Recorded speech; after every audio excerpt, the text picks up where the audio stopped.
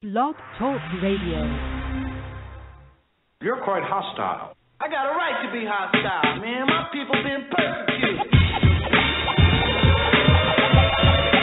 Yeah, well, I'm tired of it. I'm black and beautiful. Get into it. Revolution is not an event, it's a process. I want the truth. We have to dare to be different and dare to tell the truth. We don't see the fire, but the house is burning. Pick up a book and feed your mind. Took over. How will the people say? You are a deceived people. Nobody else can do this for us. Take that white Jesus down. Something is wrong. Do the research like we do the research, and you'll be convinced also. Turn off Fake Housewives of Atlanta. Continue to raise the intellect and the consciousness of the human family. Professor Griff knows. Yo, I ain't no toast.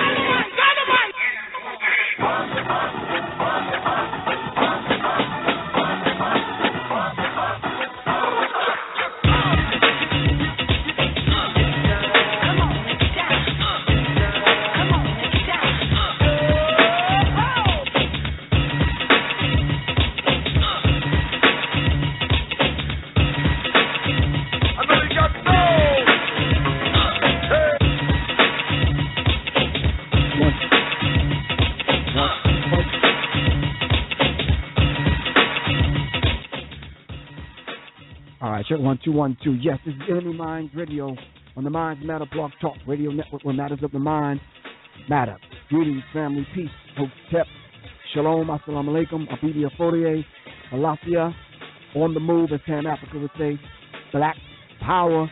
What's good? Good evening, and welcome to another edition of NMEmindz Radio with your host, Professor Griff and ZaZa Ali. Peace. Peace to the gods and goddesses. Peace to the RBGs. Peace to the Pan-African family. Peace to the Rastafari. Peace to the black nationalists. Peace to the Moors, the Hebrew Israelites, Native Americans, and the original families, covering every 196,940,000 square miles of planet Earth. All right, this is the show where minds produce minds that produce minds that produce great minds, because we are minds matter, because minds matter. We're souls in search of souls that are like minds, like mine. This show and every show is dedicated to all those that are dedicated, as given to us by our good brother, Dr. Reverend Bill Valentine. And we were taught by Sister Amy Garvey to stand on our own 2 feet and fight like hell for our place in this world. And we're definitely standing on the verge of getting it on to bring about a revolution of the mind, that is, because of minds matter. Revolution is complete, constructive, conscious, cosmic change. Revolution is when women give birth to men. It is mental, spiritual, and emotional revolution.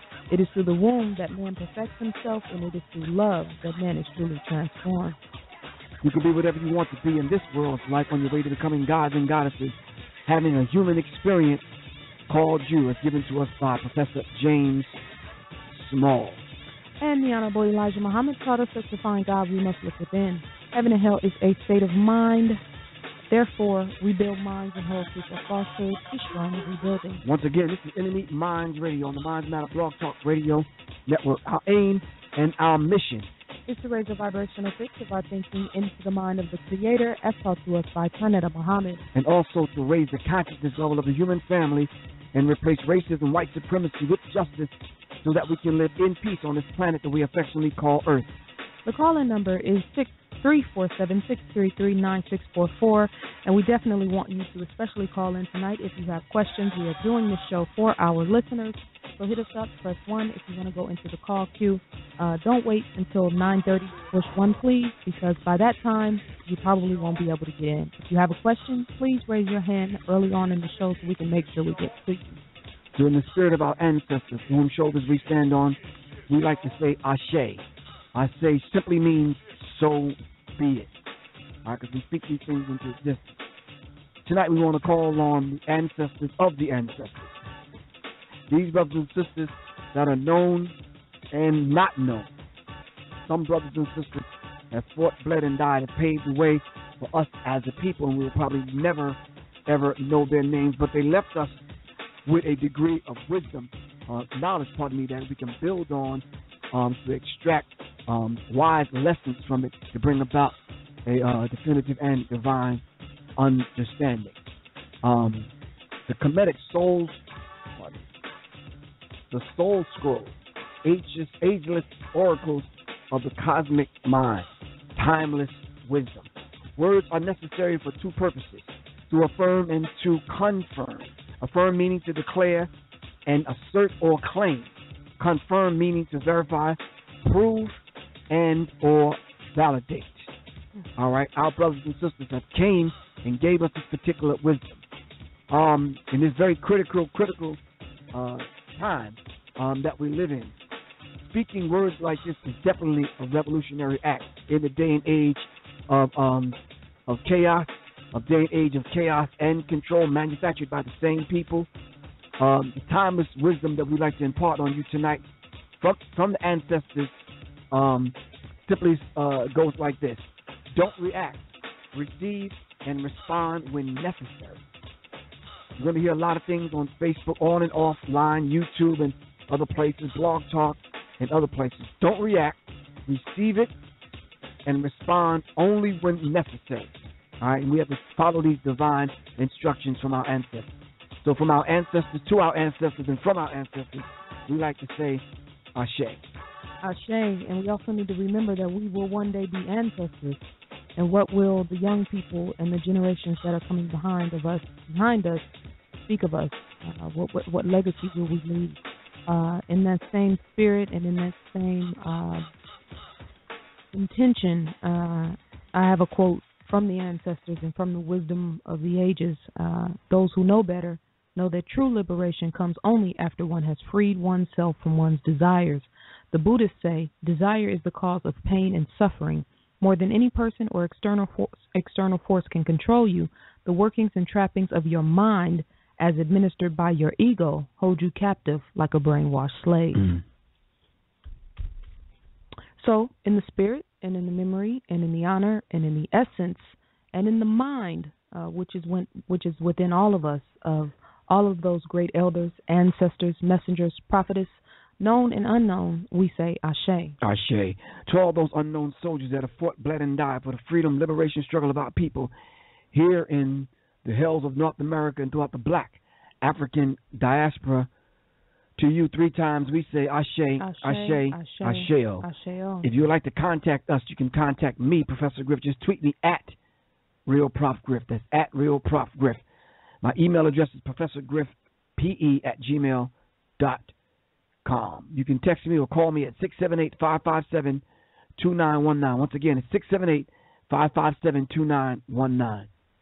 And you can hit me up on NMEmindz Radio on Facebook, NMEmindz Radio. We also have a Twitter page at NMEmindz Radio.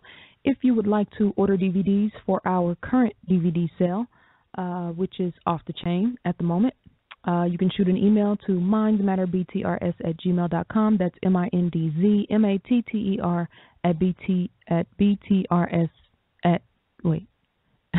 mindzmatterbtrs@gmail.com. I have too many words and too many letters in my head. Yes, that's the email address. You can also use that email address if you want to make a donation. You can also use that email address if you want to make show suggestions, ask questions about books, upcoming events, lectures, etc. That is our email address, and that's our contact information. All right. I want to shout out to General Shakia, always on point. Kanita Lindsay, my man Jamal. Really appreciate the fly. The Q&A session is real dope. I like the color. It's calming. I guess we should, harps and violins and angels should come in right now. But anyway, to Minister Paul Scott, thanks for the information, good brother. So Shy from Society Productions, Khalid El Hakim, Black Dot. Still waiting on that book, Black Dot. What is this? The 11th? You got 4 days, bro. King Simon, we'll see you in a minute. Darren Muhammad from the State of the City. Y'all go to Facebook and go to State of the City. Check out Darren Muhammad. Siddiqui Bakari, dealing with that transhumanism. Smooth. Matty Matt, Erica and Jamal's intro better be smooth. Matty Matt Jr., whatever you're going by now. And J. Woo, B. Son, John Trey, Sonetta, Red and Blue Pill. All right, from KTL on Blog Talk Radio. My man Arcus Son. I need everyone to go to bragze.com. BRAGSE.com. BRAGSE.com. This brother has actually created a Facebook kind of website that we can go outside of the NSA and communicate with one another. Arcus Son. Shout out to my man Arcus Son. Brother Rich, thanks for the interview last night. I don't know what you call it. Crazy. I didn't see it up, but it's about to stir some more controversy, which is cool. Hell, we got to move some people out their damn comfort zone. What we said? It was controversial. No, to white people. No. No, to Negroes too. Oh, Negroes. Negroes, not black people. Okay, yeah. Right. We have to discern the two. Well, there is a difference between niggas, Negroes, yeah, black those are people. 3 categories. Yeah, definitely. So we have to get people to understand that. Yes. Now, white people that are listening, don't get goddamn crazy. Don't be calling them, listen, I heard your slave took me out goddamn niggers on your goddamn shit. Stop that, man. Please, stop that. Snag a tooth ass cracker. Don't call up here with that. Seriously. Anyway, tonight's show. Got my shout out. Oh, I'm sorry. Go on. Shout out to Red Pumas. I did discuss your proposal with Baba Griff, as he said. I thought that was funny. Red Pumas. I was trying to figure out what size he was. I need them Pumas. Hey, he was fly. He's good with it. We're good with it. So let's make it happen.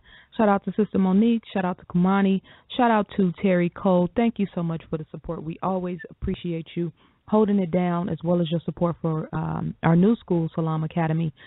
Shout out to all of the members of Cooperative Economics who are doing the damn thing, sending your donations in, supporting our family out there in San Diego Academy in San Diego, California, because they definitely need our support. Shout out to Sister Raven, shout out to Sister Erica, and shout out to all the family who sent all of these wonderful questions, long and short. It's going to be real interesting. I think this is going to be a good show tonight. Somebody just sent me a text message. Griff, why are you always appearing so angry? My question to you, whoever you are, why are you not angry? Brother just got shot down another brother just got shot down in Madison, Wisconsin, and we going on about our day like it just ain't no thing. Like I'm not supposed to be angry. You said, well, if you're angry, won't you go to Madison, Wisconsin? I've been to Madison, Wisconsin, and I'm not going back. But what is that going to do? Thank you. So, no. Somebody's probably getting killed right now in Atlanta, Georgia. Right. So this is what I call righteous rage. All right? Righteous rage. So I'm not going to call your phone number out over the air. It's disrespectful. But, hell, get used to it or stop texting me or just don't listen. There's a whole bunch of other Blog Talk shows on blogtalkradio.com. Matter of fact, you can start a show. And you can come on your show with flutes and horns and bagpipes and harps and the wind blowing and the ocean roaring. And you can talk about peaceful things and all the things you'd like to talk about. We're talking about critical information and sensitive subjects, critical subjects, things that'll move you out of your comfort zone. And a lot of us are too damn comfortable. So my question to that individual is, why aren't you angry? Right. You're a black man or a black woman living in America. You should be angry about something. My anger drives me to study. My anger drives me to prayer and meditation. My anger drives me to martial arts, to discipline. My anger drives me to hook up with other like-minded people to come up with solutions. My anger drives me to NMEmindz Radio. The call-in number is 347-633-9644. That's 347-633-9644. There was something I wanted to say before we actually kind of dive into this. Well, I can tell you something else that we should be angry or mad or upset about. A sister in Oakland, California, she lived in West Oakland, California, was murdered recently for trying to protect her children. She wasn't murdered for trying to protect her children. She was murdered while protecting her children. She was walking home and shots rang out, and she hovered down over her children, as any mother would do, any parent would do, and she was killed. not involved in any gang warfare, not, man, these people have so many excuses and alibis now of why our people are, dispensable. It's like the first thing that happens when somebody ends up killed or murdered is, well, where they this, where they that, where they this. She wasn't any of those things. She was just walking home, and she ended up being killed. West Oakland. Oakland is a war zone, like most inner city neighborhoods today, and a lot of our people are collateral damage because we are not on our dime, we are not on our square doing what we need to do to protect our women and our children and our men as well. So we have righteous cause to be angry. We just need to be organized with our anger and make it count. Right. So join us tonight as we connect the answers with the questions. On tonight's show, we have compiled a list of questions from the listeners. All right. So we put these questions together from you, not coming from us, and we're going to attempt to kind of dive into them to have this particular discussion. Yep. All right. Let me ask you something. Are we saying who the questions are coming from? Yeah. Okay. Unless they gave us instructions to otherwise, and those are the ones I know personally. But let me start with this. Is it cool if I start with a question? Because Sister Erica asked one, and I need to close this out in the chat room. She said it keeps coming up. Is it necessary to separate the conscious community from the movement? What is the difference between the two? Can you have one without the other? You cannot have one without the other. Consciousness moves the movement. Consciousness is the engine of the movement. You could have movements, and those movements don't necessarily have to be conscious. So if we are going to move, then we're moving for a purpose. We're moving towards a particular goal. We're using the engine and what fuels and feeds and fine-tunes that particular movement is what we call conscious. All right, and consciousness, simply because if those of us that are like mind share the same degree or in various degrees of consciousness, then more than likely, unalike attract and alike repel. So let's understand this. If I am a conscious individual, more than likely, the vibratory frequency and the vibration coming from my thoughts will attract other conscious people. We get together as like-minded conscious people and we move forward. There's no such thing as having a conscious movement, a movement with black people to move towards a higher elevation of consciousness, and you're not conscious. So you cannot be a nigger and be in this movement and remain a nigger and then turn around and use your niggerdom to do whatever you're going to do in the conscious community. Yeah. No, can't happen, won't happen. Nope, not at all.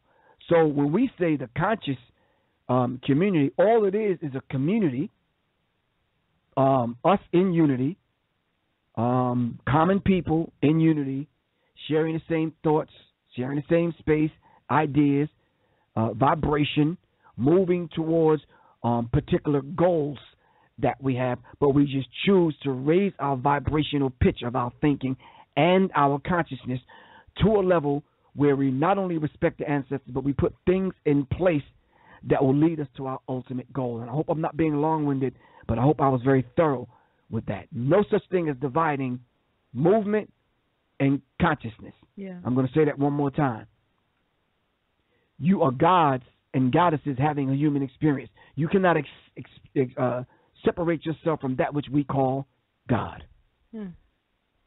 Well said. And I would just add to that, we go through these fads. And it's like right now, it's in vogue to talk about what the conscious community is not. And I'm standing back and saying, well, nobody's holding anybody back from doing anything. Conscious community is not doing this. Conscious community is not doing that. I was thinking the other day, I think it was something somebody said. I don't remember what it was that made me inspire the thought, but the least that we're doing, you and I, is presenting a united front of a black man and a black woman who are striving to elevate and raise the consciousness of our people. You don't see that a lot. Nope, you don't. So just the audacity of people to be attacking us. Well, what are you doing? What are you doing? What are you building? What do you have? What have you built? Mm-hmm. The least that we're doing is presenting that to people, and that in itself, that's why our people are so mesmerized by Michelle Obama and Barack Obama, because the image of them two in a position of power is raising the glass ceiling, or breaking the glass ceiling in some of our children's minds. So this whole idea of what the conscious community is not doing, I'm kind of bewildered about that, and I've been somebody who's been critical of the quote unquote conscious community because I'm critical of myself. Right. So in my mind, none of us are doing enough. All of us are trying to do something, but none of us are doing enough because we look at the condition of our people. But I would never try to separate myself from it. How can I say I'm not part of the conscious community? I'm conscious. Right. But what would we? It's an oxymoron to even say something like that. But what will we do without it? Right. Exactly. I know who to turn to when I go to YouTube. I'm looking for certain names. I'm not looking for hood fights and all of that garbage that other people subscribe to. No, I'm looking for certain names. If I see a video come up and a certain name pops up, looks interesting, let me listen. Right. And that'll be my soul food for the day. Right. So, yeah. But people who are in the conscious community, this is a great reminder for us that people taking shots and busting shots and talking about hotep niggas and all of this type of stuff. Who are we? What do we represent? What are we really standing for? Are we just sitting around reading books and not really being active in the community? Are we out actually touching and building with our people? That's a question for all of us to ask. Look within. I'm not one of those people who stands back and points fingers. And you can always tell somebody who doesn't know who they are because they standing around talking about everybody else. Right. You as an individual, your organization, the community that you are in, what have you done today or this week or this month to do something to edify your people? And it doesn't mean that you have to actually have a building, even though we're striving for that. We are striving for that for sure.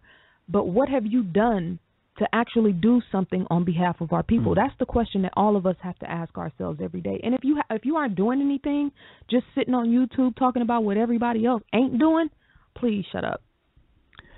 Okay. I'm going to say something that's out of character right now, so I need y'all to buckle your seatbelt. Uh-oh. This is really out of character. I got some messages, received some messages, and that same kind of message came across. What is Professor Griff doing other than running his mouth with the half-white chick? This is a message that came across. Wow. So... okay, so other than running, so this is out of character, but prior to Public Enemy, real quick, give me a minute and a half. Matter of fact, give me 45 seconds. Prior to Public Enemy, was doing the work in the community, in Public Enemy, did the work, and was about the business of building people, raising the level of consciousness among the masses of our people. Continued to do the work. 4 or 5 books in, I can honestly say probably 4,200 interviews and counting. What did Rich say? The stats he gave us last night on our 1 million. 1 million plus. That's just what we've done. Right. You broke the $1 million. I think you probably were the first person with this whole Illuminati exposing the music industry. To break the 1 million mark. One of your videos has 1 million, if I'm not mistaken. Right, exactly. So this is out of character for me because y'all don't, I don't ever talk like this because I do the work. I don't have to brag or talk about it. I demonstrate it. So I need all the naysayers to stop talking. Matter of fact, don't stop. Keep talking because you're going to do that anyway. But meet me on the front lines so we could do the work. I told one brother, bruh, seriously, you talking a whole lot of smack behind your IP address.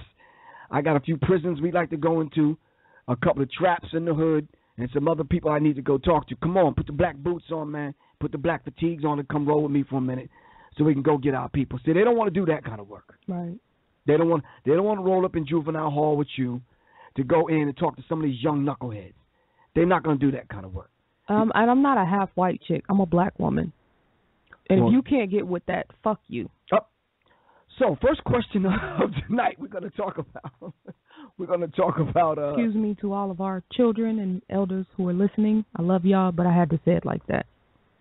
Okay. Well, you got to understand something. Yabarudi taught me that even when we do pour libation and we're praising and honoring the ancestors, there's a part of the libation where you curse the enemy. Yeah. But anyway, let's dive into this particular thing. What was the Spike Lee question? Oh. Is Spike Lee part of the boule? Right, hold on. All right, hold on. Divine loyalty. Divine loyalty, if you're listening, this is your question. What can we do to get this show Empire off the air? We're going to ask the Spike Lee question in a minute. What can we do to get this show Empire off air? It's killing our people's minds faster than we can build them. What do you think about that? Oh, man. And she reaches for the cake. Yeah. I thought you were going to address that first. No, I am. What can we do to get Empire off? Let me answer that first while you do the red velvet. No, you answer it because I want to think about it before I respond. Okay, cool. All right, to answer your question very directly, in brief and in short, Divine Loyalty, well, I wouldn't even attempt to get Empire off the air. You take Empire, you sign a petition, drum up a petition to get Empire off the air, they'll replace it with 3 more empires. All right? We don't own the stations. We don't know the programmers. That's just not our thing. That's not our space. Do you understand what I'm saying? It is the ratings and the people that tune in to watch them shows that let these people know whether, listen, I'm going to tell you straight up. I heard, not even through the African grapevine, that the first week it aired, they got over 10 million viewers. Yeah. 10 million. And they said they've been growing ever since.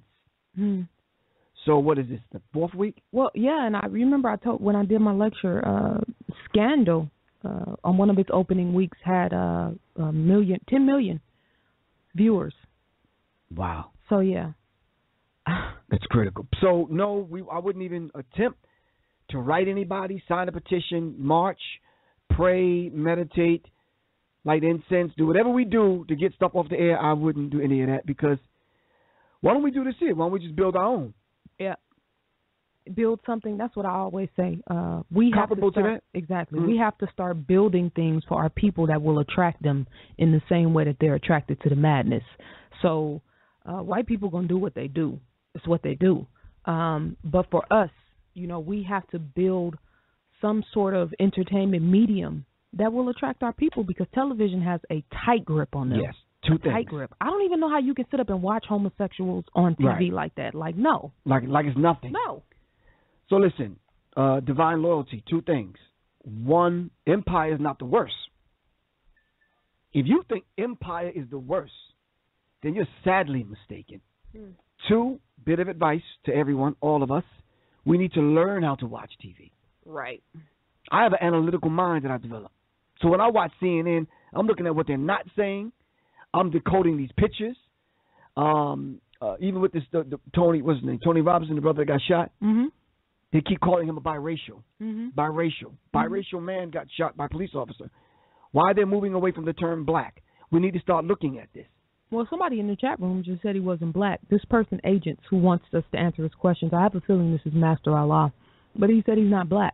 The guy, Tony, the brother got shot? Yeah. No, he's definitely black. Let's ask some white people. As a matter of fact, any one of y'all want a question on whether or not someone's black, just ask your white friend because they fear white genetic survival. They're not letting that melanin up in that space. So, yeah. So that's the answer to the question from Divine Loyalty. Okay. Let's see. Let me read one of these interesting ones. All right. This is from a brother. He said, I'm a 32-year-old black male married to a 30-year-old black woman who is the child of an interracial relationship. She has a white mom, black dad. They have a 1.5-year-old daughter. Let me give you a brief history of our relationship. We met 5 years ago, and like typical young people, we were just interested in smoking, drinking, sex, watching TV, eating unhealthy food, and just partying and BS. Shortly after my daughter was born, my life took a turn towards self-awareness, and I've stopped doing much of the aforementioned things that brought me and my wife together. I've always been an advocate of reading and self-development, but since I stopped watching TV, reading has become my primary source of content. My issue is that my wife is not interested in doing anything but living the type of lifestyle we lived in the early ages of our relationship. She is not interested in learning about white supremacy and its effects on all areas of people activity, black history, healthy eating, self-development, etc. She gets mad at me because I'm not interested in watching Empire or Scandal with her. We can't have a conversation or do anything for that matter without her checking Facebook or being distracted by another form of social media. She told me that black history was never really mentioned during her childhood, sometimes makes inappropriate jokes about black people as if she were white, and just floats around like everything is okay. My wife definitely identifies more with black people as she was born and raised in the D, but also tries to identify with white people as well. She really feels as though she is accepted by them and mingles with homosexuals and lesbians and all types of filth. I'm worried if she does not enter into herself and recognize the greatness within, it may negatively impact our daughter, something that I refuse to let happen. Based on your experience as a black woman with interracial parents, how do you suggest I deal with my wife's lack of self-interest? He's going to bring her to Detroit to meet with me in April. And he's, great word, keep up the good job. We're having a great impact on him, whatever. But let me just tell you, first of all, brother, this is not a thing. This doesn't have anything to do with her being interracial, as far her parents being interracial, as far as the issues that she have. This type of stuff brothers are writing us about all the time. I actually have another email that I'm going to read from a brother pretty much similar to this. Sitting around watching Scandal, addicted to social media, doesn't really want to know about history and racism, white supremacy.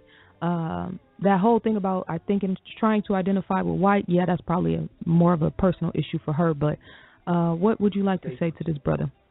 It's a safe issue also. When we feel the pressure of being black is too much, sometimes, just sometimes, not only people that have one white parent do this, black people do this with their white friends.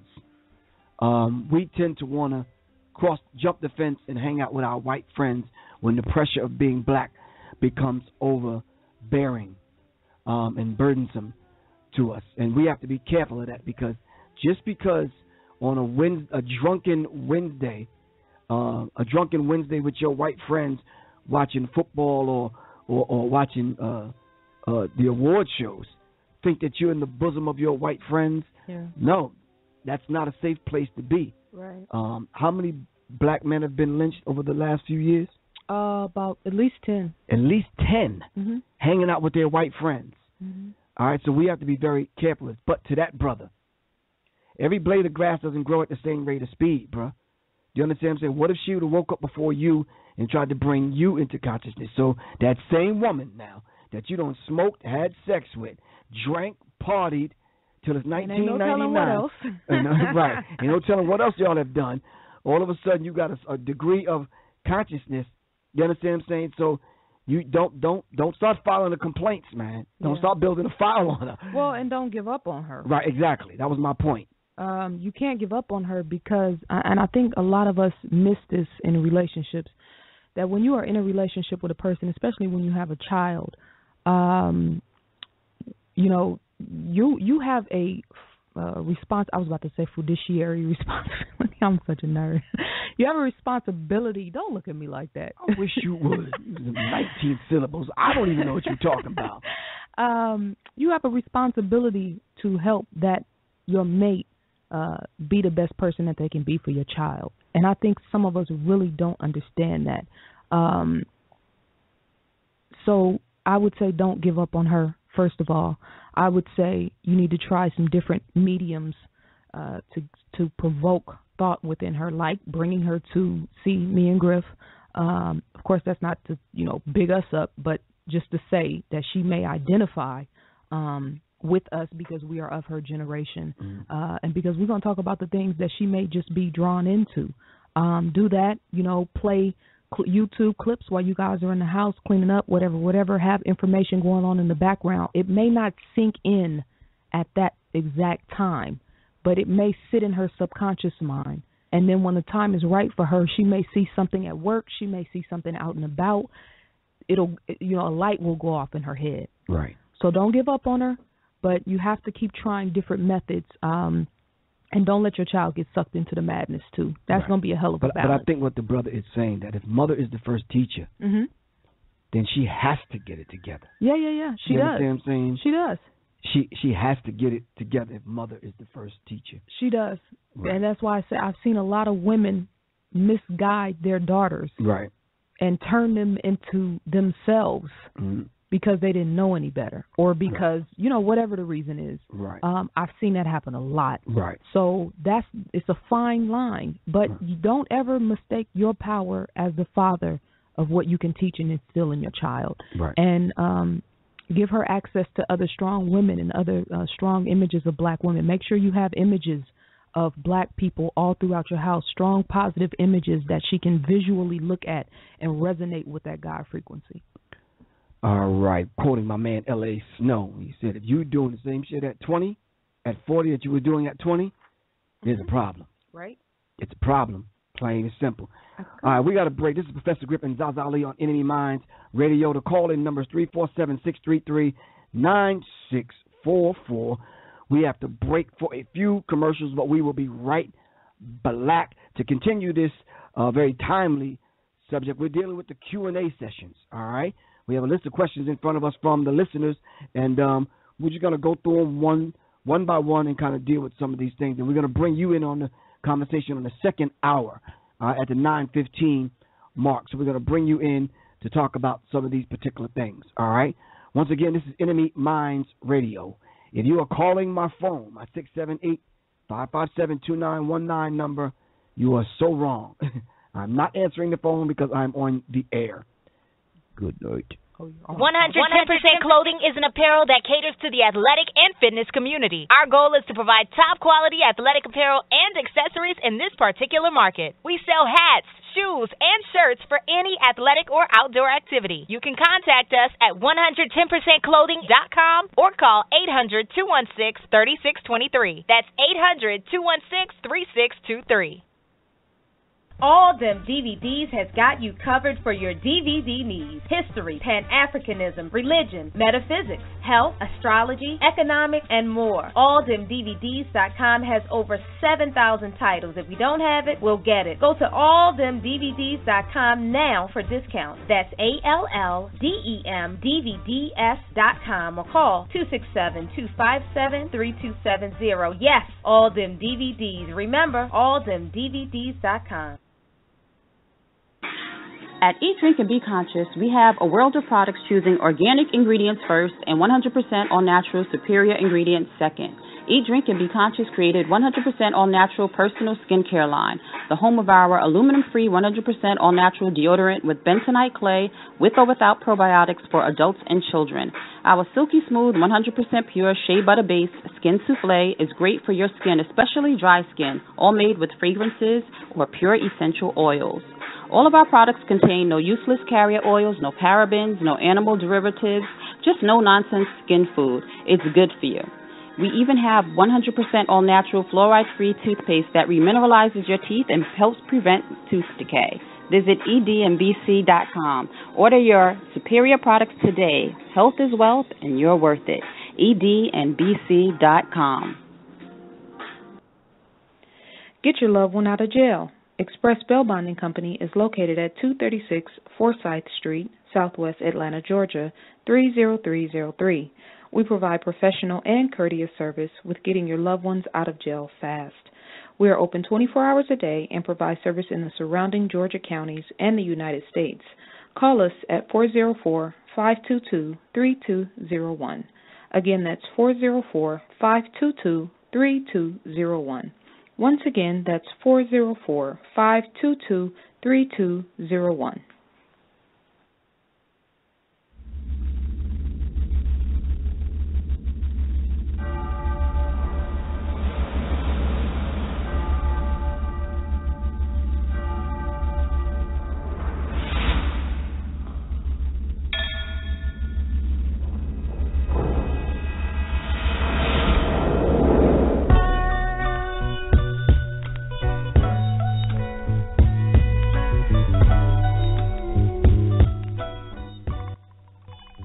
Check 1 2 1 2. Okay. Thank you. All right. We have a caller we're gonna bring in real quick. It's something this gentleman would like to say, and since we are a talk show, we're gonna bring this person in, and just keep in mind, just no disrespect to the host, and keep it civil and conscious. Mm-hmm. Caller from the 862 area code. This is Professor Griff and ZaZa Ali. Peace. What's good? Hello? Yes. Yeah, what's going on, man? Not much. What's happening? First, I want to say this, man. I was a supporter of the Public Enemy way back in 1986. I bought your first album when you guys weren't even on the radar. So you got to keep in mind, I go way back with you. And ZaZa, she's cute. Nice dimples. She's cute. However. Hold on for a second. She is cute. Why would you? I give it to her on that. I know. I sit across from her every Tuesday and Thursday. She's cute.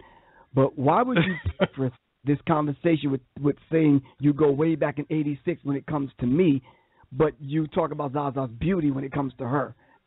She has other qualities. Well, because I'm not gay. Because you're not gay? Okay. Right. Okay. Why would I talk about your looks?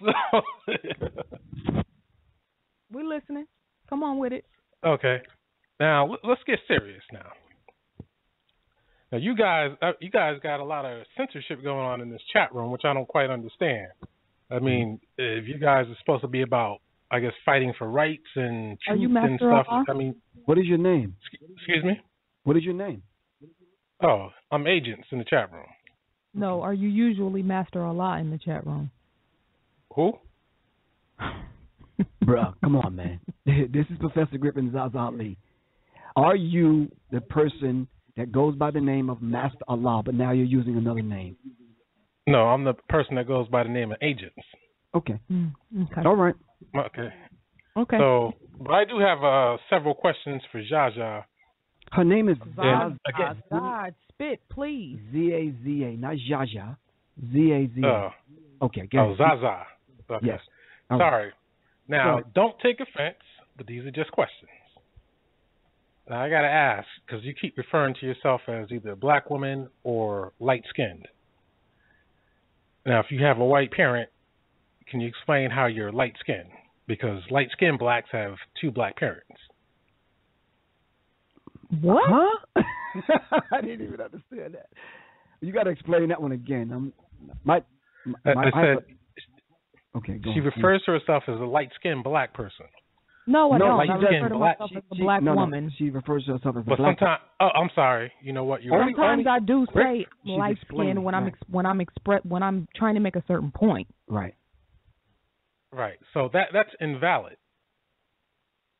Because you're not a light-skinned black person. But she never said that. When she's explaining... You say that a lot, though. When she's explaining a point. When she's explaining a point, she uses certain terminology to explain, to teach the lesson.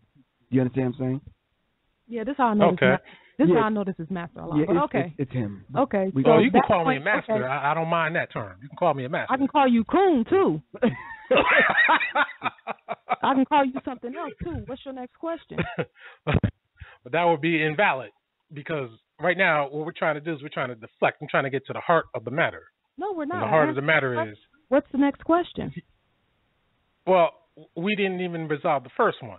There's no resolving. You weren't satisfied with my answer, but that's my answer. I refer to myself as a black woman, and I also, when I'm talking in context of a certain subject, I refer to myself as light-skinned. I am a light-skinned black woman. There are brown-skinned black women. There are dark-skinned black women.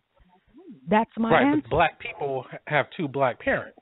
You can't be a light-skinned black woman if you're not two black parents. That's not true. That's not true. Because you're half white. Because if that's the case, the majority... That's how you got light, because you're half white. Hold on. Listen, Sambo. This is how the majority of our people... Come on, let's be serious. Listen. The majority of our people in this country come in different shades. They may not have a direct European parent, but they have European grandparents, great-grandparents. This is why we come in a lot of different shades. Also, if you study the teachings of Dr. Francis Cress Welsing, then you know that by genetic right, the dominant and recessive gene automatically makes me a black woman. Now, what's your next question? Well, that's not really true. That sounds strong, but that's false. Okay. You're only a black woman because white people say that if you're half black, you're black because we don't want you. I mean, that's the basic bottom line. Okay. Okay. Next question. But that doesn't make you black. Next question. That's what I'm trying to say. Okay. That's your perspective. We got it. We're clear on that. Those are the facts. What's the next? Okay, let's get to something else. I notice you guys, you give praise to Elijah Muhammad a lot, yet you kind of either erase, omit, or just not give it up to Malcolm X. You're crazy. Bruh, stop that. Huh? Yeah, you haven't listened to our show. Wait, hold on. No, not only listen to our show, you said you back from 1986. You know you need to stop that, bro. We got Malcolm all in the music, Malcolm all up in the veins, Malcolm all up in the spirit. Yeah, in the music, but on your current platform. Let me finish. I won't be long. Trust me. This is only our show. But, yeah. So Malcolm X is all up in the spirit of what we do. Now, what show you tune in on or listen to, and we're talking about Elijah Muhammad as opposed to Malcolm, I don't really know what that's about, bro. Yeah, you need to check the archives. Next. Yeah, maybe I do. Okay, so but you do give it up to Elijah Muhammad a lot. Are you guys followers of Elijah Muhammad? We're students of Elijah Muhammad. Like we're students of Malcolm. Like we're students of Farrakhan. Like I'm students of Noble Drew Ali, Marcus Garvey. Amos Wilson. Yeah. But Noble Drew Ali. Right? Why would you follow that guy? Okay, we got to go, good brother. Thank you for calling. See, when it gets too deep, you got to. We really why we follow that guy. Anyway, there's an acronym for dudes like that. What? I can't say it on the air, but it's B. Shit, I can whisper it in my ear and tell. B.A.N. Hold on a second. Hold on. Okay. Yeah. So, don't say it. No, I'm not. Thank you, Master Allah. Continue your. Now, everybody who listens to the show, everybody who's in the chat room who has to deal with that coon. Now you know. Now you see what's behind the clown behind the mask. Right. So this is the gentleman that's been stalking our show. These are the same questions he asks over and over and over. This is the same drama that he kicks up. This is the same person who goes by another name on YouTube, and he puts up disparaging things in reference to ZaZa, and she's half this and not that and not full this and a quarter of that. And we got you, bro. You had your still 50. In the chat room. We back. You don't like us. Why are you here? I don't understand. All right, let's move forward. So shout out to Marky Sparks. I got the message. Yeah, I know. I was kind of feeling like that. Next question. Real quick, I want to add this because this is relevant to what we were just talking about. Mm-hmm. Sister Adina said, is a person truly a reflection of their mate? If so, are brothers who are conscious, quote unquote, with degenerate wives, that's a strong word, or vice versa, faking the funk? Or is it a matter of one mate coming into consciousness first? But my question is more so on the conscious brothers. Yeah, but you know something? I think that is commonplace. In and outside of the conscious community. I've seen that in every organization. I don't care who they're following or what teachers, what students they're a teacher, what students they're students of whatever teacher. I've found that one mate wakes up first, brings the other one in, but still have that behavior. Right. And working on himself while he's trying to bring the mate in. You understand what I'm saying? So that is commonplace, but we shouldn't point fingers. Yeah. Well, that's the other part of her question was, can brothers with degenerate wives, and that's a very strong word, be taken seriously? Degenerate. Meaning, if you have a brother who's out here conscious, doing and his wife, and his wife is like out here wilding out. Of course, we have to take him serious because, to a degree, he's held responsible for his wife. Mm-hmm. You understand what I'm saying? But we don't control them. Right. You understand what I'm saying? I mean, right. Well, and and there's something to be said about not splitting. You know what I'm saying? And trying to stay and help that person work it out. But then we also got brothers who still got one foot in the grave. Like, right. I'm not going to say it. But yeah, we have some brothers who have one foot in the grave. So I think it's a matter of discernment. You can't just judge a brother. You know, we had a brother on our show, Minister Inky, said his wife was ratchet. Right. You know what I'm saying? And Minister Inky's conscious. Minister Inky is the scientist. man, is a scientist. Right. So, you know, it's a matter of discernment. But I think we got to have a little more compassion for one another. But I think what that individual is writing and actually saying, I was married twice. Mm-hmm. I couldn't stay married to those women because as I grew in my consciousness and received the call from the Creator to do the work that I'm doing, if they didn't want to grow for whatever reason, that was truly on them. I can't, you know, got love for them, but I couldn't stay in that particular union. Not at all. But no disrespect to them. Right. You understand what I'm saying? Everyone grows at their own rate of speed. Every blade doesn't grow at the same rate. So, you know, if I grew and decided to move on, hey, some people never grow. Yeah. All right. Some couples, they stayed the same ever since from the first day that they have met.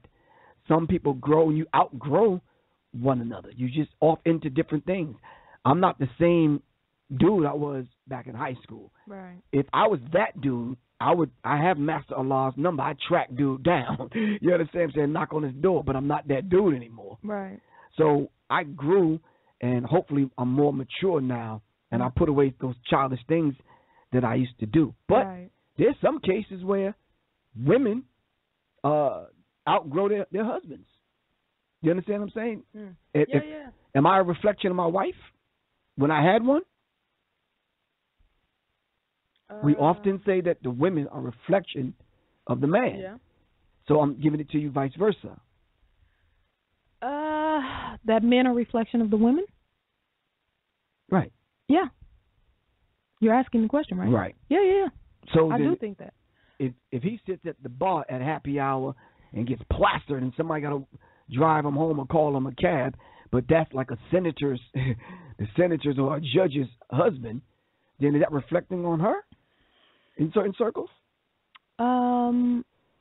I think, you know, it's not a right now type thing. It's when the relationship goes through longevity. You know, like you say, you always say we're all building and growing at different paces. So it's what type of behavior, and then it's also where are you at? Like, that makes sense because you know there's certain behaviors that you got to get away from me right now. Yeah. I'm not tolerating that. Yeah, but there's you certain can't eat pork and think you're gonna be in a relationship with me. No. Hell no. Or smoke. You can't smoke cigarettes. Right. It's disgusting. I seen a dude on Facebook. What's on Facebook or YouTube? One of them. He downed a whole bottle of Henny. Like, well, anyway. Okay, yeah. So the next question. Okay. Did we thoroughly answer that one? We did. Okay. Can you please get Jordan Maxwell on the show to give us a breakdown about the alien agenda? Is truth behind it or not? I think Delbert Blair, along with Jordan Maxwell, we will try to get on the show. The first question I had that I never read was, is Spike Lee Boule? Personally, I know Spike Lee, and nope. From what I know of Spike Lee is not part of the Boule. Nope. They asked that question. There's another part to the question. If you look down, see where I put the second little strip there? I just saw his movie, The Sweet Blood of Jesus, and he's promoting a graphic lesbian scene, bloodletting cannibalism. I know it's a remake, and that's bad. Why do we want to emulate white folks' depraved rituals like it's cool? What does that have to do with the Boule? Well, I think that he's alluding to he's carrying out their agenda by having the lesbian scene in the movie. Well, and of course, just so he and the rest of the listeners could know, these are not some of the rituals that the actual Boule goes through. They are a lot more classy, a lot more sophisticated. I do know they are the advisors to the king. A lot of these rituals they don't partake in. But I do understand what this individual is saying. Keep in mind, like someone we know, Spike Lee is a filmmaker, so he's able to get away with a lot. Right. So he's a filmmaker. So what do you think? Is he by having a scene like that? Do you think he's got an agenda, or it's the sign of the times? No, I think it's like the person said, it's a remake, and he's doing the best job he can do to make a good film. Now, what's behind these scenes in the day and time that we live in, of course we have to look at it with our third eye and put it under the microscope and put Spike Lee under the microscope also. So I really appreciate Eric Spencer asking that particular question at 12 o'clock at night. So what I'm going to do is look further into that and dive into that. I mean, I did use that clip in one of my last lectures.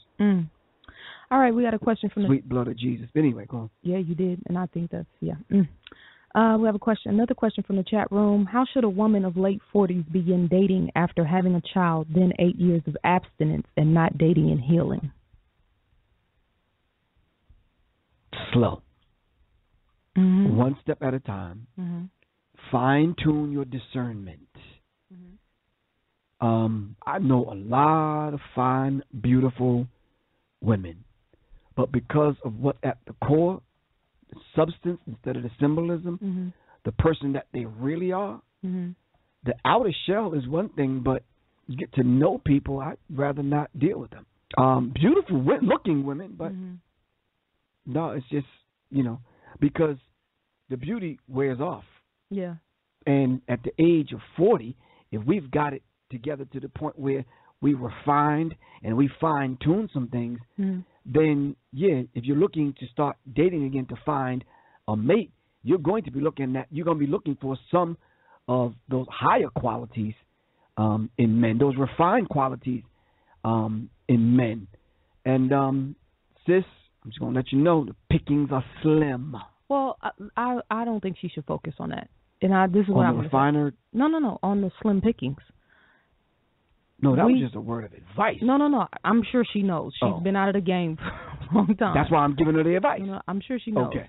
But what I would say is somebody, Adina said, after 8 years of abstinence, your antenna should be on 100. I would say be what you want to attract. Why are you muting my mic? I had to say something. I had to say something to you. Oh, now you get it. But go ahead. Be what you want to attract, and don't. It's a lot of sisters sitting around here, like, oh my God, it's slim pickings. It's not a lot of men out here. We outnumber men. What is it? 11-1, 13-1. 13-1. I keep running into these clowns. All these men are this. All these men are that. I say operate in everything you do from a position of gratitude. Wake up every morning and be thankful for yourself. Be thankful for your life. You want a man that's funny or that's courageous or that is charming or that is studied, who's into history, who's into art. Refine yourself and dive into those things. Be what you want to attract. And just live from a position of gratefulness, and don't think about. I never advise women, to start dating. I don't even like that concept. I'm going to start dating. Oh, okay, so now you meet somebody and now it's on. No, just be you, be the best you, and move with positivity and envision yourself in your mind and in your spirit and what you do.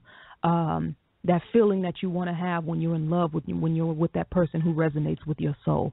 And feel that feeling, own that feeling. Think about how wonderful that's going to be when that righteous man walks in your life and how it's going to help you to be a better person. Just own that reality, and then just be the best you and focus on what you want to attract. And thanks for the advice, and we really appreciate that, Mrs. ZaZa. You could be one of those relationship kind of people that Don't start. So just to let y'all know, I came up with this brilliant idea that I'm sharing with ZaZa, and it's called Like Minds, Like Mine. I don't want to call it a dating site, dating, get to know, networking, business kind of site we're going to develop so conscious people can meet conscious people, because to be honest with you, conscious people are meeting conscious people in some of the most unscrupulous places. I have some friends that met some of their girlfriends on Black Planet. Black Planet. Black people meet. Black Planet be when they get bubbly at NYU. You need to stop. Oh, that was Kanye when he was cool. But anyway, Black Planet, black people meet, black voices, black singles. Cool. if you met them there, that's cool, because if you're not the type of person that hang out and go to clubs and you want to meet somebody, you go to black people meet and you meet someone, cool. Beautiful thing. But keep in mind, you still got to walk 4 seasons with that individual. I know people to meet people on black people meet, end up getting married 3 months later. You understand? Moving in 2 months later. And you found that you moved in a serial killer. Right. What's so funny to me, you see people on Facebook, they show you the wedding pictures, and everybody's like loving the pictures, and everything is all good, and they talking about the relationship, and I just made a cake and a pie, putting all their business online, and then a year later, it's like all hell done broke loose. Now you obligated to tell people that your relationship ain't working because you was obligated to tell them all your business. Right. So it's very critical. So keep in mind, like mine. I'm trying to find a new terminology to call it, because I don't want to call it a dating site, but I do want to be able to create an environment where we can go meet conscious people, even people in transition. People in transition. For consciousness. I meet a lot of people like that. Wait a minute. There's some dudes I know right now that know 120. You understand what I'm saying? Can probably quote any of these books on the wall, on the shelves right here. Yep. Can probably do this show blindfolded. Yep. But they still drinking Henny in the strip club, smoking weed, and a whole bunch of he in transition. He ain't got 1 foot on the bus and 1 foot off. You understand what I'm saying? So I got you. I want to create an environment where people can go and be honest about your profile. And sisters, be honest about your pictures too, because I did some research to put the site together, and a lot of y'all got your high school pictures up, and you're 200 damn pounds heavier. That perfect angle. Right. That side angle with that one shot. And brothers, y'all too, you used to have an 8-pack, 9-pack, 3.5-pack, and now you got a beer gut and all that kind of stuff, but you putting old pictures up. Let's not do that. All right? Like mine. We got a break. It's the 9 o'clock hour. I got to play the rest of these commercials so we can pay the bills. Yeah, we got a lot of questions left, so let's keep it moving. All right, this is Professor Griff and ZaZa Ali, and I see Master Allah is still at Where is he? Work. Anyway, hold on for a second. We will be right. Bruh, get a life. Black. I just want to know his angle. What's his aim? What's the purpose? I know. Like, what's the real? I know. Why is he doing it? I'll tell you. Okay. Anyway, we'll be right back. Say it loud, I'm black and I'm proud. Wear your pride on your chest with Foxy's unique limited edition apparel for men, women, and kids. Check them out at myfoxy.com. That's MYFOCSI.com. At Foxy, they even have a variety of art, pillows, and more at myfoxy.com. Use coupon code MMBTRS14 and get 10% off your order. Get Foxy. Does your business need a boost? Did you hire Pookie and them to do your logo? At Free Yourself Designs, we can help you and your business stand out with our graphic design services, backed by our 100% custom design guarantee. Call us today, 919-964-FYD1. That's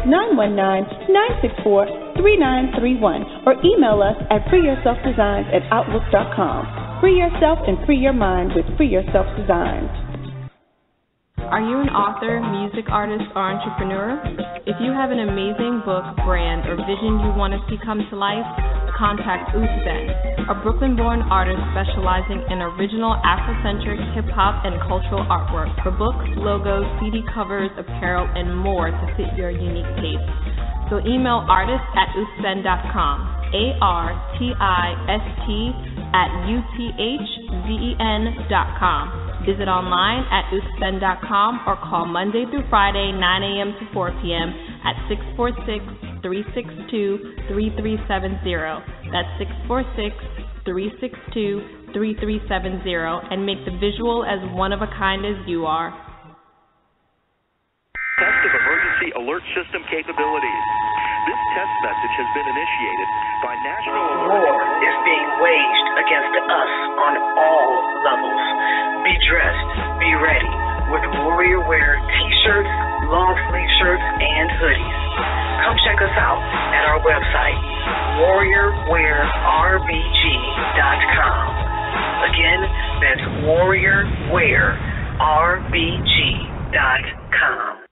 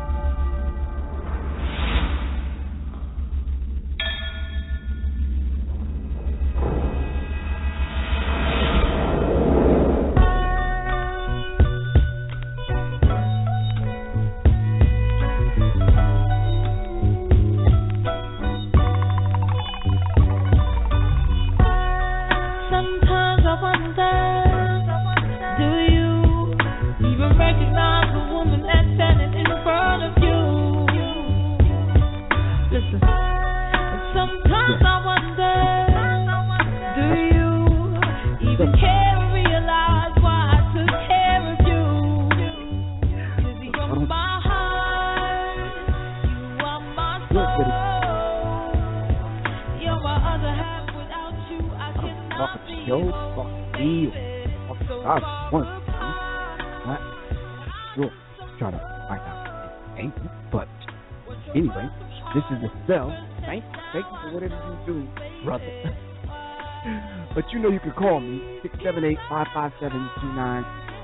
You know them little kids that want your attention, they'll destroy some burned out house, pick a fight and do whatever to get your attention. Want you to stroke their little egos. What's up? You good? Alright, this is the cell with my name. You want the song to play or start back in?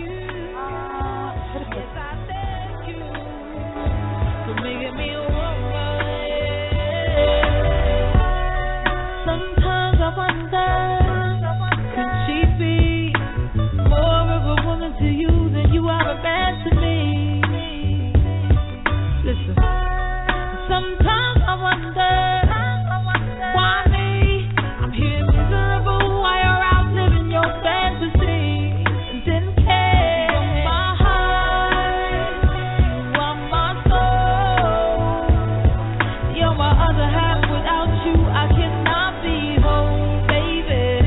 So far apart, I just don't know what your words from heart in the first place. Now I know, baby, why these tears I cry sure won't be the last. It will not be the last, no. This pain inside never seems to pass. It never seems to pass me by. So I thank you, said I thank you. Yes, I thank you for making me a woman. One thing I learned in life, gotta be ready to sacrifice to survive. I hope she's happy. For the chapter that I'll be closing, oh, you're happy. Once my door's closed, it won't be open. These tears I cry shall be the last.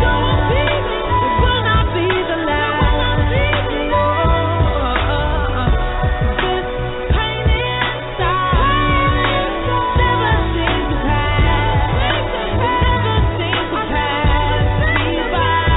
So I thank you, said I thank you. Yes, I thank you for making me a woman. So I thank you, said I thank you. Yes, I thank you for making me a woman.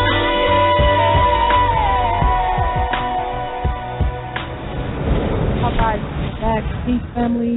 You are tuned into NMEmindz Radio with ZaZa Ali and the mighty warrior, Professor Griff, sitting across from me. There's a really funny picture of you I think I'm going to put up. With the cross, I wish you would. With the cross colors outfit? I wish you would. Yeah. I got some pictures of you. Cross to make you Bruh. Daddy, All right. make you. Okay. All right, James Crump asked me, I was curious, what was your relationship like with your parents growing up? Do you and your parents have a good relationship today? Ask you that or me? Me. Oh, okay. My father passed away in 2005. He died from complications of Agent Orange when he fought in the Vietnam War. We did not have a very good relationship, but as I got older, in my late 20s, we started to develop a relationship, and it was based on me coming into knowledge of self. I would come and bring him books, and we would talk about different things. I learned a lot about him. My father actually did 7 years in the penitentiary for an ounce of weed, and that blew me away because, you know, nowadays an ounce of weed, they'll give you a ticket. Yeah, he did 7 years in a pen. Well, ask for some. Yeah. He did 7 years. He was in the Nation of Islam for some time, and then he left. But he was, you know, he was a brother who came up in Arkansas who dealt with a lot of not only racism, but his family. His mother sent him to Texas when he was 14 by himself, and he harbored a lot of ill feelings towards her because of that. So my relationship with my father, it was not what I would have liked it to be, but I will say this. My father put me in an all-black elementary school from kindergarten, preschool, up until the 6th grade, and that was the best thing he could have ever did for me, because even though I did not have a good family structure, that was my family structure, and it taught me a lot of things. It taught me confidence. It taught me pride in us as a people. It was just a great environment for me to be in. So all the parents, if you have access at putting your children in a African-centered or all-black school, I definitely say go for it.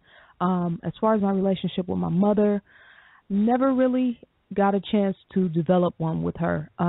She, from the time I left out of the hospital, actually, my father got custody of me, and I ended up living with him as well as several other women in our family. So I got a chance to be around her a few times in my life. I have probably 3 or 4 memories specifically of being in contact with her. I saw her more than that, but when I was 17, I moved to Oklahoma City and stayed with my sister there for some time, and I have not had any contact with my mother since then. I actually tried to find her after my father passed away, and it just didn't work out. I never could find her. So, no, I didn't really have a good relationship, any relationship with her for that matter. But I am thankful that she gave me life and that I am here today. All right. Next question from Bubba. Let me see if I'm saying this right. Bubba Hotep. No, Bubba, not Bubba. Bubba. I'm from New York. Say Bubba. You got a strong country accent, so don't play. Oh. Do your country accent. Boy, you gonna push me one day. You pushing the envelope, boy. I keep holding back. But anyway, Bubba Hotep says, how do you know when the ancestors speak to you? Would you like to answer that? I think when people say that, it always makes me think, are they thinking that someone's going to, like, whisper in your ear? It comes in the form of what? Let's be real simplistic. It comes in the form of reminders. It comes in the form of jewels being dropped on your path while you out and about. You're in the street somewhere, you're in a grocery store, and something's troubling you, and then somebody says something that resonates and clears those issues. It can come in the form of a child handing you a piece of candy one day when you're down on your luck. It can come in the form of somebody calling you just to check and see if you're okay. It could come in the form of, it's a lot of different ways, but it's not going to be somebody whispering in your ear or tapping on your shoulder. It's the universe, that universal mind that is speaking to you. That, to me, is the ancestors. The key there, Bubba Hotep, is the fact that you need to clean yourself up to the degree where when the phone rings in your head, in your spirit, you have to at least be awake and aware enough to answer the damn phone. That's the ancestors, that's the creator, God, Allah, Jah, Ptah, whatever you want to call God, contacting you through the ancestors to try to reach you for something. Answer the damn phone. Some of us ignore it. We say, I keep hearing this ringing in my ear. So-and-so told me something. I heard so-and-so. I heard Professor Griff and ZaZa Ali say, I heard Phil Valentine. I heard it, and we keep ignoring it. We keep ignoring it because not worried about, but we keep masking it. We keep smoking, drinking, and doing all the things to try to ignore it. And that voice is going to keep coming. The phone's going to keep ringing until you answer it. Now, the scripture says, in the last days, all right, every tongue shall confess and every knee shall bow. You're going to come willingly or unwillingly, but you're going to come. So when the phone rings, answer the damn phone. Yeah. And stop Did trying the phone to just ring? That. Oh, anyway. You and he got a new phone, so he's feeling himself. Raheem Mitchell, this is a good question for you. Oh, I'm sorry, I said his name. Why'd you do that? I don't know. That's He won't mind. He said, if Jesus and angels aren't real, then how come there are movies based on a true story, demonic possessions and evil spirits? That's a movie. It's a movie. They depict these anthropomorphic images. They could, for example, who really knows what Moses looked like? Yeah. Which sea did he part? And why did they call it the Red Sea? Yeah. So if we kind of look at these movies and turn them, hold on, that's disrespectful. we look at these movies, but we take the information in the movies and we try to make them factual, like what he's doing in the question. If Jesus and so-and-so and the angels are not real, then why in the movies they say, well, who are these people that's putting this stuff in the movies? Right. I've seen a few movies where they said the black man is God. Is that factual? Yes, sir. Next question. You want to read this one about the nation of gods and earth? Yes. What is his name? Oh, this is a beautiful example. Malik? Malik McDonald. And it's an interesting name simply because, this brother is in transition. Yeah. Beautiful name, but he still got the McDonald's thing. The first thing we got to do is give the slave master back his name. I'm not going to be El Patah Jah Mohammed so-and-so Griffin. You understand what I'm saying? That just don't work. You understand what I'm saying? He's getting there. He's in transition. Yeah. Malik McDonald. Peace, King and Queen. I wanted to know what would be the path to learning about the gods and earths. I had opportunity to learn or was introduced to the early 1990 from brothers from New York while in college. But I have not been around anyone living or representing since. I'm in D.C., and I'm not sure if there's any place where I can go, yada, yada, yada, whoop-de-whoop, peace. The 5% nation of gods and earths. You have to understand that particular structure. When I came in to the knowledge of myself through the 5% nation of gods and earths, which was the second time I got knowledge, I came up under the divine name of Rashim, God Allah. That's why my oldest son is named Rashim. But anyway, you have to have an enlightener. That's just the way they do that, bro. Yeah. All right, so your enlightener will give you your name, give you your lessons, and take you through 120. Something like a mentor, but we don't use that terminology on this show. Right. All right, so something like a mentor. But that enlightener will bring you through. Now, in the D.C. area, I don't know, we're going to be at Blackburn, at Blackburn Auditorium. Blackburn at Howard University. Howard University on the 3rd and 4th. Yeah. Howard University on the 3rd and 4th at the Blackburn Center. Myself and ZaZa will be there speaking. Brother, if you don't mind coming out, maybe what you can do is come out and we can introduce you to some brothers and sisters that are in the 5% nation of gods and earths, and you can take it from there, good brother. All right, real quick before we get to the next question, I got to read this comment from this beautiful sister named Whitney. I love you, Queen. I'm so glad you wrote this to me. Very eloquent, beautiful sister. But this message resonated so much with me because it's so reflective of what a lot of our sisters are dealing with right now. So I would like for you, why are you looking at me like that? Can I look at you? Don't look at me like you want to. Every month you say that to me. I pay attention. I'm positioning myself to hear what you have to say about this very timely, and you know you got that warrior look in your eyes, like you liable to pull out a sword and stuff to chop somebody's head off. All right, Sister Whitney said, I'm just going to read a part of her message. She said, I think another huge issue is we're lost in trying to find ourselves. We struggle to be comfortable with ourselves and combat the self-hatred. It is a huge distraction and detriment. This is especially true for black women. Queen yourself, I have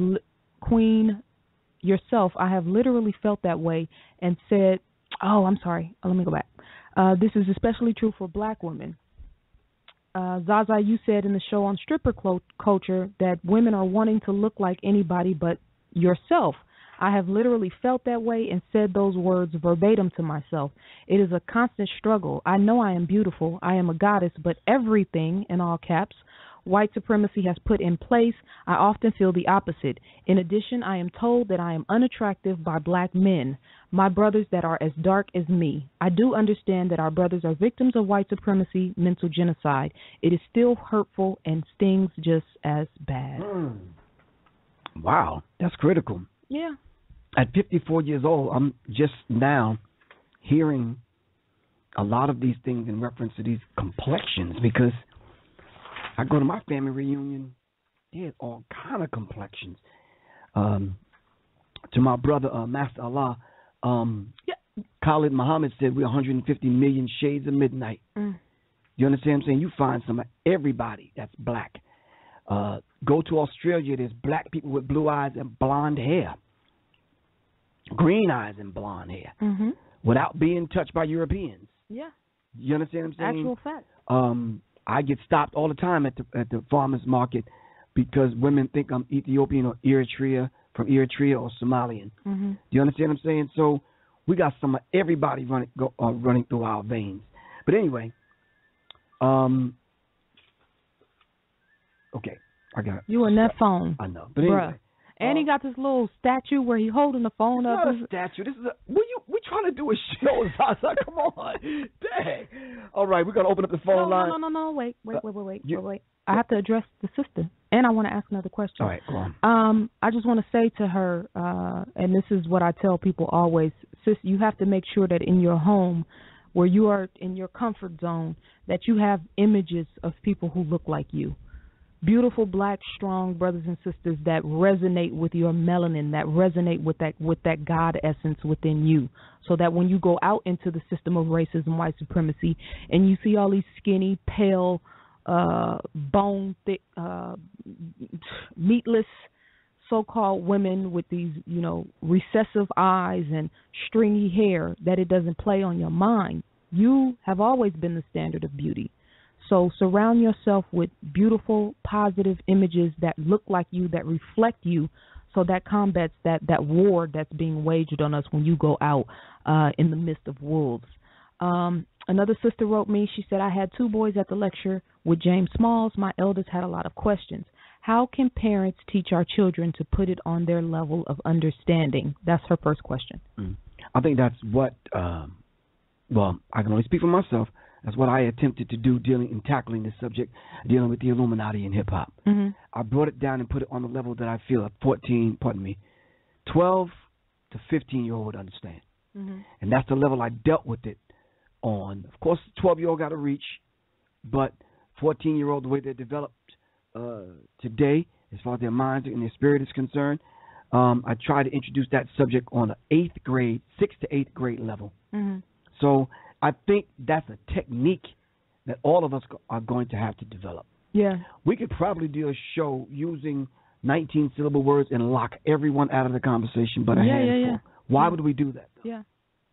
Well, and I think as a mother, this is definitely something that not only I had to grapple with, but women write me all the time about this. I would say be creative. What I did, this is just an example of something that you can do. When I was in architecture school, we had to build model buildings. And one of the buildings we had to build, one of the examples we had to build was a some type of water fixture. So all of my projects that I had to do, they were centered around my people. So my water fixture that I made, it was so bomb. I wish I had a picture of it. Yeah, I'm kind of bigging myself up, but I did a water memorial to Tupac, Biggie, Jam Master Jay, Bob Marley, and Marvin Gaye. So it had black and white pictures, huge black and white pictures on the back, and I used some fake ice sculptures, and it looked like fake water with paint coming down, and gray and black checkerboards to walk up towards the water sculpture. We have to be creative in how we teach our children about our history and about who we are. A lot of people want to point our children back to 4,000 and 5,000 years ago. That ain't gonna work today, and not if we do it the way that we think that a lot of people are trying to do it. I love history, but it's going to take something different to pull my son in, because he's not into history like I was. So I say be creative, think outside the box, and always, in your daily conversations, say things that are positive and encouraging about black people. When you're in the car driving, play Malcolm X. Play Professor Griff. Play these brothers who are relevant now, who are young, who look like them, who they can relate to. That's one of the steps. And just be creative. Get your children outside, get them some sun, and make it happen. Right. The brother that's texted me from the 917 area code, I'd really like to answer all these questions, but it's a bit much. Does Griff still practice martial arts? How often do you practice? Have you ever thought about opening up a self-defense school? Yay! I'm trying to get him to make a DVD for young people. Y'all back me up. I had a women's self-defense class, and I swear they did it to me, bro. So I backed away from it, like teaching aspect of it, you know. But anyway, why do you say it's the ancestors that speak to us? Why can't it just be the Creator speaking to us? Same thing. He doesn't understand that we have to explain that. It's divine mind. Right. Divine minds matter. So it's like there is an energy and a force that's keeping the planets rotating and the sun doing what it's supposed to do, and all of the different galaxies and stars and whatnot. They're all doing what they're supposed to do. There's nobody out there enforcing that. That is a divine mind. Right. That same divine mind was in our ancestors, and that same divine mind is within us. We are the ancestors. We are one. We are gods having a human experience. Yep. So let me finish this question. What? Oh, sorry. Go ahead. It says, nope, so he talks about being clairvoyant and that and the other, yada, yada, yada. But thank you, 917. All right. Okay, so the second question, I told you about this before. She had found something on YouTube. Someone was posting about homosexual activities. And the quote was, in order to invoke high-level demons, all black magic rituals require anal sex. The reason is because there is a chakra located near the region of the anus that expels negative energy from the vital body. The penis is a transceiver. That is, it both receives and transmits energy. When the black magician or sorcerer places his member in the region of the anus, he absorbs those negative vibrations, which in turn puts him in resonance with the demonic realms. This is why they do it. She wanted to see if you could expound on that. Oh, we're not going to expound on that. Why? You can. Come on, no, I want to hear your answer. That is no, we got 30 minutes left. I'd have to pull some. I'd have to dig up some research material and pull some books down. Well, when can we do a show on it? What is that, Black Magic? What is that called? Well, it's a quote. She was watching a David Icke video. And it talked about black magic? Yep.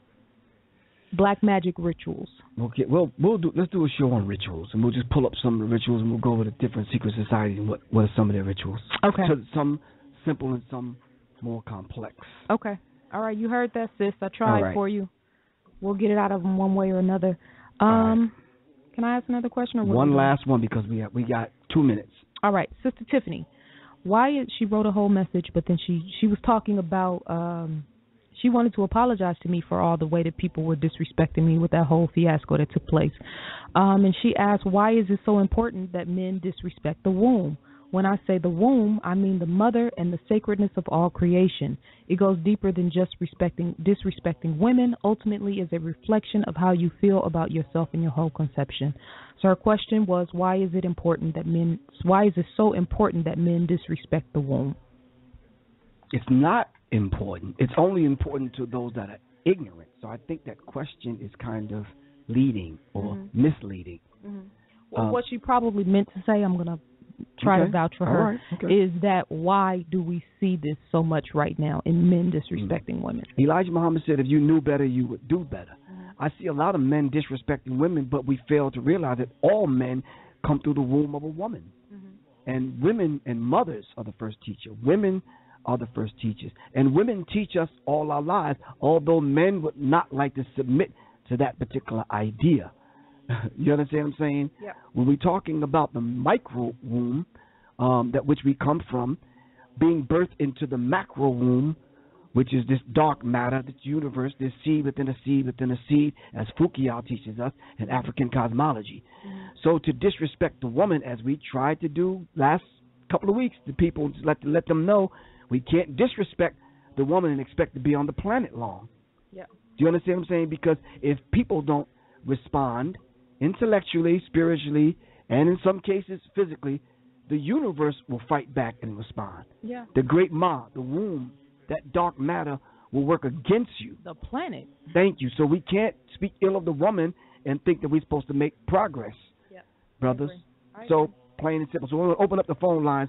We don't want to get super, super duper deep, but we want to open up the phone lines. And no disrespect to the host. If you have a question, you could. You don't want to be on the line. Your phone don't have mute.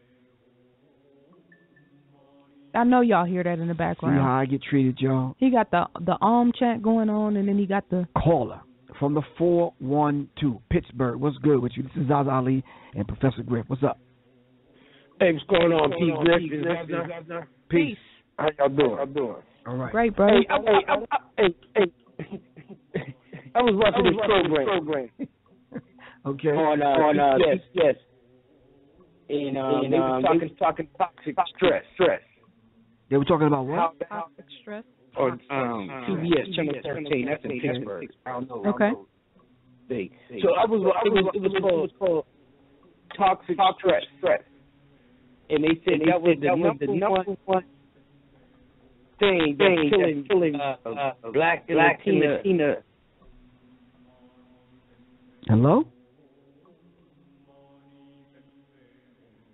Is he there? No, he's not there anymore. Toxic stress.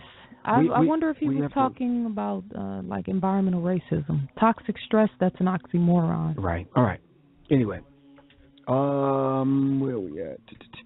Caller, I'm trying Monique to go. said I need to leave you alone.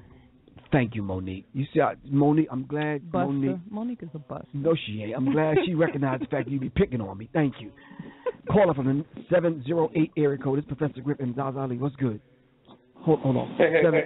708. Hold on for a second, all right? Hello? Yeah, I'm here. Can you hear me? Yeah, I can hear you now. What's good? Hey, what's good, Professor Griff and ZaZa Ali? How you doing? I got a question. You didn't get to mine yet. This is Shahid from Chicago. Do you guys think the brothers and sisters that's in the limelight in today's movies and all that should be held more accountable for not doing enough in the black community, particularly with the black youth, knowing what's going on in the black youth and where they at mentally? Do you think they owe more to the youth because of their position? I say absolutely. Go ahead. I'm sorry. No, I say absolutely not. Really? No more than you, brother. What makes them any more special, any different than you? See, but once we start putting on them, because people have done that to me, being in Public Enemy. But you've done your part. You're doing your part. Right. I'm talking about the people that are always in the limelight, and you know they're not doing nothing for the youth, just by their level of conversation and speech when you hear them talk. You see what I'm saying? I wasn't referring that to someone I know who's consciously living. I'm talking about those brothers who are always on the advertisements and they don't do nothing but open up their mouth for their people. So do you think they owe a level of they mandated by the ancestors to speak up more, to do more? Yes, but brother, they have to know better in order to do better, right? I'm with you. Yeah, I'm with you. Yes, sir. Yes, sir. We're under the assumption that they know. They don't know. What makes you think? What makes you think of a Snoop Dogg or somebody like that actually knows? Snoop knows. No, I'm sorry if I use Snoop. Let me use anyway. Joe Blow. What makes you think he knows or she knows? Some do know. Like for instance, Jay-Z. He's a student of Malachi York. But okay, we understand that, but we're under the assumption that they know. Okay. Because we really don't know that they really truly know what it is. And you're absolutely correct. We know Jay-Z knows. Snoop knows. Flavor Flav knows. You understand what I'm saying? Right. Ice-T know. They know. I mean, I guess Professor and ZaZa should have said those, like Rakim, one of my favorite, peace to that brother. But he always has a message along with Public Enemy, the rest of some of these conscious rappers, but they had a message. And some of these rappers, man, they know. They just, materialism has taken over the spiritualism in rap, and some of them know. It's absolutely that, and we have to remember that a lot of these brothers and sisters are handcuffed. They can't really be as vocal as they want to or do as much as they want to if they want to do it. That's not an excuse. But to your direct question, I say absolutely. And I say absolutely because to whom much is given, much is expected. They have a high responsibility, and the same responsibility that they have, you and I have. So I addressed this on Brother Rich's show one day because he was saying, why do we why should certain, athletes and singers and whatnot, shouldn't they just be strategic in trying to get their money on? I'm like, what makes them different from you and me? Right. If I have a responsibility to go out here and try to raise these young people up, you mean to tell me because they got money they get a pass? No, they should be more having a bigger impact because they have a larger influence and because they have a voice and a platform. So I say absolutely. And you have to watch. My last statement is I always tell people, you have to watch when they always putting a leader or trying to put a leader before you. Don't be nothing but some goofies or coons. Because if you're not dancing to their tune, they're not going to have you up there. And that's what people have to realize, because if you talking consciousness or the liberation of African people, they don't want you up there. That's a threat or a divergent. That's why they mad at Marshawn Lynch. Shout out to the town. Yeah. And so I just wanted to state that because I get sick of saying these goofies. I call them goofies. You got to excuse me. But that's what they are. It's just some buck dancing, Chicken George, cooning. And that's all you have now. Chicken George, cooning. All right, good brother. We really appreciate your perspective, all right? Peace, King. All right, I'll see y'all on the 21st. Peace. Oh, peace. That was the Shy. As a matter of fact, let's stay in Chicago. Hold on. Can I stay in Chicago? I think I can stay in Chicago. Caller from the 312 area code. This is Professor Griff and ZaZa Ali. What's good? Peace, Professor Griff. ZaZa, how you doing? Peace, bro. Yo, this is kind of funny. I had a conversation with a guy on the internet yesterday under one of Dr. Umar's videos on Mike Brown. And he was a Moorish guy, and he was talking about, he was a real disrespectful to black people when he was saying that he's so stupid and, make him sick to his stomach. And I was like, this dude is really throwing me off right here, because he's an African-American, but, he was saying he was a Moor. And then he was saying, like, oh, we are Moors, and this is actually Africa that we're living on right now. And I'm like, what is this dude talking about? I'm 29 years old. I'm getting all my consciousness from you all and Dr. Umar and stuff. And I was just really like, it's funny too, because I go back to that page, and he took all his comments off. And so I was like, you had a question about him though? I had a question on how do you all feel about that? Him saying that we all living on Africa and we're all Moors. You want to answer that? Or yeah, it's depending on who you ask, you're going to get a different version of the story. The original native people of the Americas, black people from here, say they are not from Africa. They're from America, that they were born on this land, that their ancestors have been here for tens of thousands of years, and they're natives to this land. When we look at a map, you can see that all of the land masses were connected at one point in time. So it's really futile to me for us to be arguing about these things, because yes, some of our people refer to themselves as Moors and trace that Moorish history. Some of our people refer to themselves as Africans, Olmecs, Grimaldis, all of the different people, the Nagas, all from all over the planet, the Aborigines in Australia. Our people are from all over the planet. So if you want to identify yourself as a Moor, cool. But that's a real sign of the mindset of the person you're dealing with. Anybody that's trying to tell you who you are, they don't really know who they are. So, yeah, brother, what the brother's probably saying to you then has some degree of truth to it. I'm a Moor. I'm a Hebrew Israelite. I'm a Christian. Yeah, I'm a Muslim. I'm the original man. I'm God having a human experience called Griff. So wouldn't that make me a Moor? Yeah.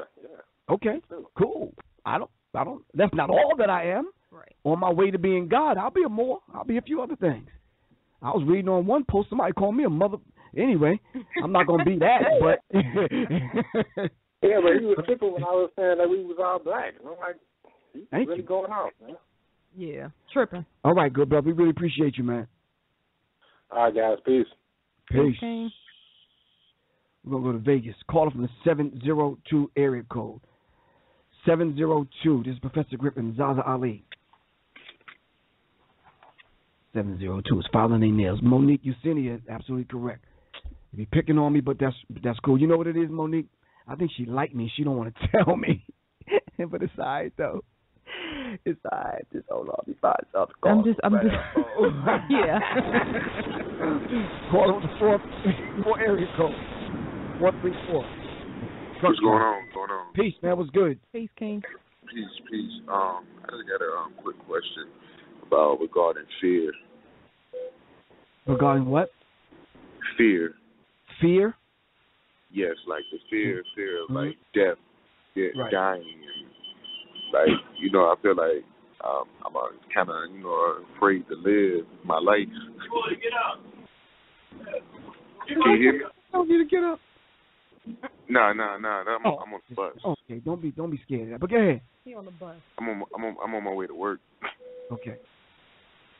I just wanted to talk to you about. I just wanted to get some insight on how do I deal with that. Oh, the fear. Yeah. Ooh. I'm gonna have to write your phone number down, bro. Because there's some things I want to impart, just kind of man to man before we have this conversation. I don't want people to take the conversation the wrong way, especially the agents that are listening. We need to talk about. What's your name again? My name Paul. Paul, like Paul in the Bible? Yes. You're not afraid of that, are you? Nah. Okay, well, I got you. I'm gonna give you a call, Paul. I got your name and your number written down, man. All right, I'm gonna text you my number. Give me a call and we'll talk about fear. All right, and then what we'll do probably on the next show is come back on here and kind of talk about this fear aspect. All right, cool. Don't miss your stop, man. All right. All right, peace. We'll talk. Peace. Can I go to another question? Yeah. All right. This is one of the ones that I wanted to make sure that I got to. With the whole thing that I said about, the whole little controversy or whatever. This brother wrote me a letter, with very sincere letter. Made a lot of sense, and I wanted to make sure that we address this, but I wanted to do it publicly because a lot of brothers feel like this, and they feel like I didn't address the flip side of the coin. So before you do that, Rich said he uploaded the video. Okay, cool. First off, let me preface my statement with saying that I mean no disrespect to the black woman from whence all original life of man has spawned, because she is in her natural state the most beautiful creation to grace the planet. However, I am a young man who gladly seeks knowledge from those that come before me, such as the god Griff and the goddess ZaZa Ali, so the subject I need further clarification on is this. Can you please explain why there is a general consensus in the conscious community to scrutinize brothers who support the stripper culture on one hand, but a reluctance to do the same to the women who take pride in willingly participating and championing the same culture on the other hand? I understand the black woman is to be protected and uplifted, but I liken our current relationship situation to some women like this. If I take a person and put them in a fortress that is locked and has walls that are impenetrable and tell them nothing can get past these walls, you are safe.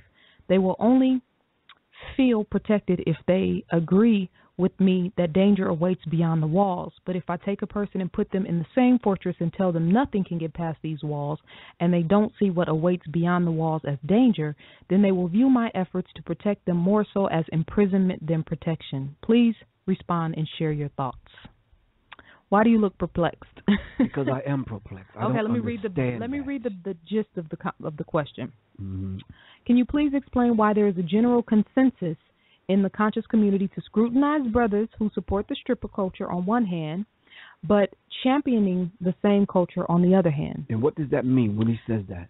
That means supports it. How you support it? By going in, by posting video pictures of ass and titties. And they're supporting it by doing that. I think some people think so. Yeah. Okay. Oh. Okay.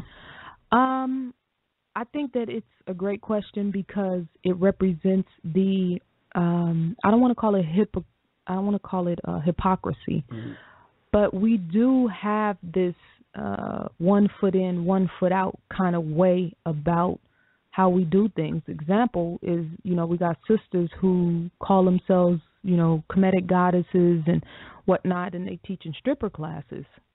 Yeah, deeper than that. To be honest with you, I know a woman who is a Yoruba priestess who's a stripper. Okay, so that kind of lends to what he's saying. Exactly. That's I think that we take there's a perversion of the culture and the history that's taking place, and if anybody who studied the ancient sciences, Kemetic sciences, you know that you have to be sexually disciplined in order to master yourself. Right. But now they are using this whole, power of the yoni type of conversation or ideology. Right. You can control a man. The woman's, vagina is the most powerful thing in the planet, and you can control a man and get him to do whatever you want to do. There is that element in the conscious community, and it's hypocritical to me because I always say we talk about things the way we want them to be and not how they are. Right, exactly. If our daughters are being raped every day, why are you doing a show? You know what I'm saying? Like I don't understand. Right. So I agree with you, brother, about this whole, I don't even know if they're promoting stripper culture, but they're promoting an over-sexualization of women. Right. And in turn, by promoting the over-sexualization of women, you are over-sexualizing men. Believe that. And that's the problem, because when there are no women around, the men will fall on one another. Oh, damn. I didn't think about over-sexualized men, yeah. Yeah, so I agree, brother. It's definitely something. We're so scared to be... Baby and Lil Wayne and that camp. I mean, once you have more money than you could possibly spend, you done ran through every stripper, you went to every strip club, blah, blah, blah, blah, blah. You get sick and tired of women. And you can see it in white people's high social equality. Yep. Those men don't sleep with women. Those men sleep with men. Yeah. Yeah. So Brother Rich loaded the clip up. It's Professor Griff and ZaZa Ali discusses the SAE's racist chant in white millennials. Shakir said Kama Sutra is a science. Indeed, it is. It is. But it's not to be perverted. It's being perverted. Yeah. All our sacred sciences are being perverted. Yeah. You got brothers who are studying Kama Sutra just to get in get in a woman's pants. Right. And then turning her out, and then, dropping some knowledge, dropping some jewels on her, and then leaving her in the dust. Yeah, but deeper than that, ZaZa, we're not talking about these unknown sexually transmitted diseases being passed around in the conscious community. Yeah. Because of brothers wanting to promote stripper culture. But anyway, that's another subject for another time. Okay. It is 9:49. Bro, we got a lot of questions left. Bro, we got 10 minutes on the show. I want y'all to see what I go through, man. No, I have a fiduciary duty to our listeners. Fiduciary. F-U-D-I-C-A-R-Y. Fiduciary. Listen, I know because I took the real estate license. I had to know. F-U-D-I-C. Right. Fiduciary. We have 10 minutes, Fiduciary. ZaZa. Either we can make some announcements, talk to the people, let them know where we're going to be, continue it on, Tuesday or something, or whatever. Well, but this sister asked about her. The one I told you last time, Shavani. All right, go on. I was wondering if you all could give me more tips on parenting. I have an 11-year-old son and a 4-year-old daughter. I'm having issues with my son listening to me. He sneaks and does what he wants and disregards my rules. He acts like he's entitled and shows blatant disrespect. I wanted. Where's the rest? Somebody said F-I-D, not F-U-D. Food. I'm going to slap you. Smart Alex. Nobody asked you anyway. Wait, F-I-D. No, bruh, it's F-U-D. I'm going to double check. But let me finish this. I wanted... I got too many questions. Oh, my God. Meanwhile, back at the ranch, so ZaZa, we have to do it on Tuesday, man. Seriously, you got too many... Can somebody help me, please? ZaZa. What? Tuesday. Before we go into the other thing on Tuesday. We got to address the sister's question, bro. Okay. You want us to just wait while everybody wait on ZaZa? 100 calls, 89 people in the... Well, that was the gist of her question. She's got an 11-year-old son who thinks he's a man in the house. My first question would be, is there a man in the house? Okay. Where's the man? Okay. The man in the house... I'm willing to say no. Because if the man was in the house, she probably wouldn't be asking those questions. Thank you. Now, uncle need to step up, brother need to step up, cousin need to step up, granddad needs to step up. Women, listen to me and reach over this microphone if you want to, ZaZa. Women cannot raise men. No. Women cannot raise men.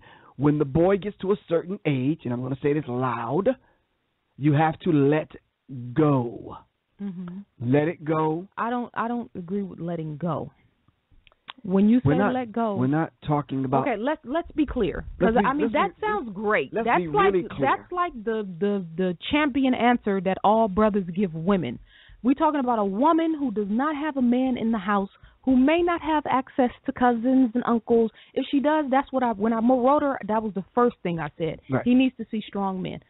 A woman who's in the house raising 2 children by herself, what can she do? Consciously seek out groups and organizations where there are men. Okay. The only way he's going to be a man is to see a man. That's what I said. I agree. Let it go. Well, stop, okay. Just when I say let it go, I mean stop trying to be the man, the woman of dad and the mom. Yeah. Well, clearly that's not working. Her son's not respecting her. There's no dad and mom. That's why, because he's coming up into that age where he's kind of like feeling himself. Yeah, I know. Probably got an itch in his pants and a few other things. Okay, got to let it go for a minute, but let it go in various degrees. Well, I told her to, she said the first thing I saw was entitled, so he's probably got video game, iPad, phone, all these different things. Those things need to be taken from him, and she said she does do that. But I did talk about you have to find a way to have him around men. Thank you. Whether it's the basketball team, whether it's baseball, and she said she was in I can't remember the city she was in, but she might be in kind of a out-the-way city. You might have to make some trips to the nearest big city and get your son involved in something where men are around. And then have Malcolm X playing in the car. Have Amos Wilson playing in the car. Have, Black Dot playing in the car. Have black men that sound. It's not just the vision of them. It's the countenance and the vibration in the black man's voice that checks boys without them even realizing they're being checked. Exactly. All right, so can we move forward? I'm going to play a song in the background while you read that. Is that cool? Are we doing part 2? Are we going to do a part 2? We're going to have to, because we have too many questions. I'm sure the brothers and sisters that are listening don't mind. Okay. All right. So Saturday, May 23rd, I will have the honor and divine privilege of gracing the stage with Sister Marimba Ani, as well as Dr. Francis Cress-Wilson, who will be our keynote speaker in Atlanta, Georgia, at the Southwest Arts Center.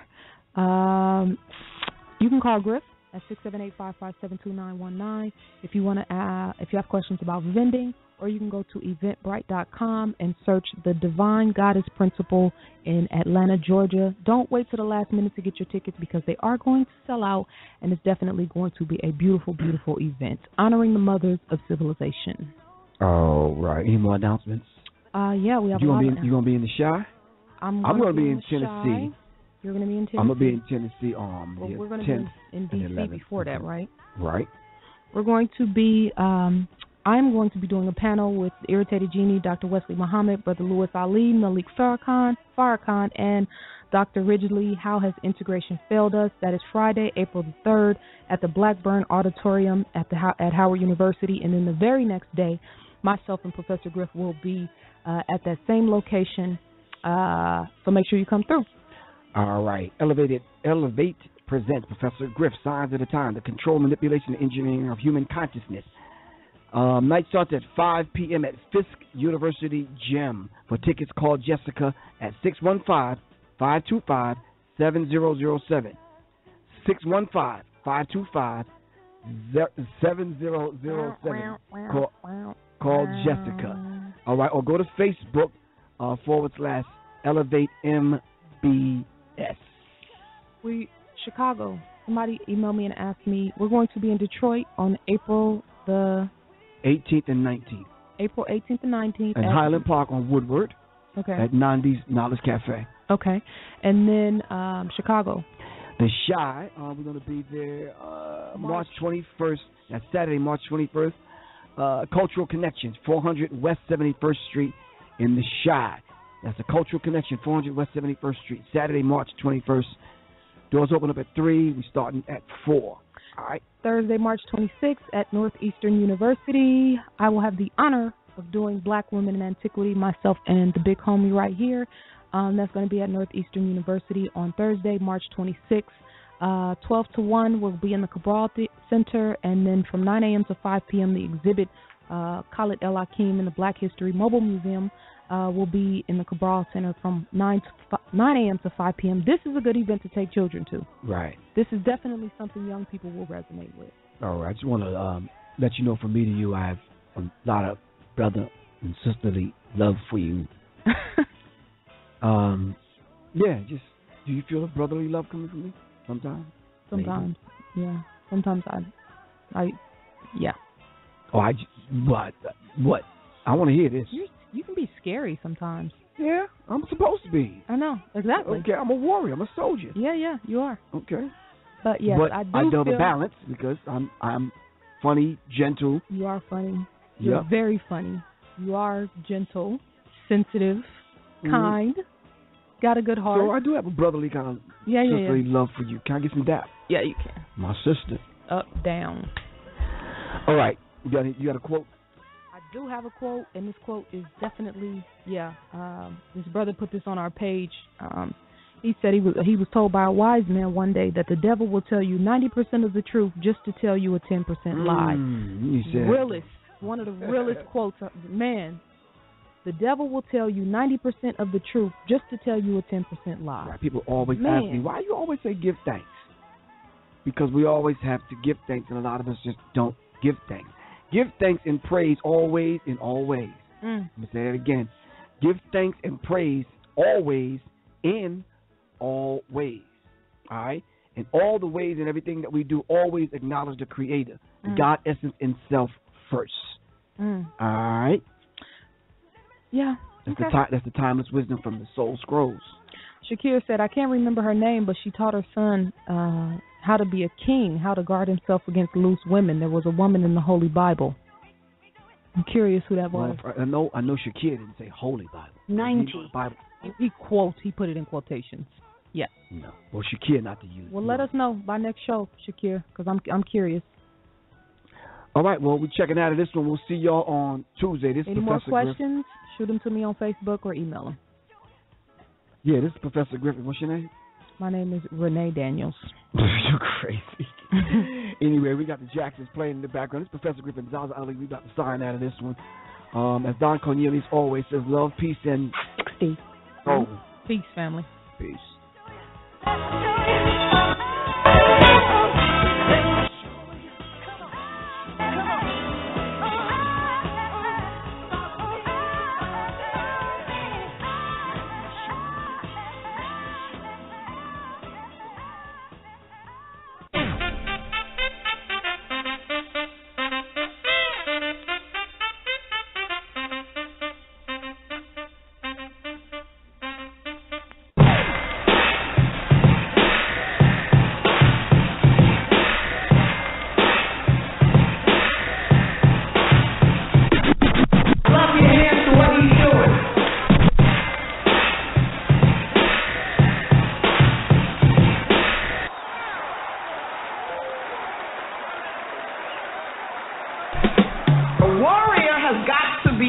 To go against what seems to be popular. A warrior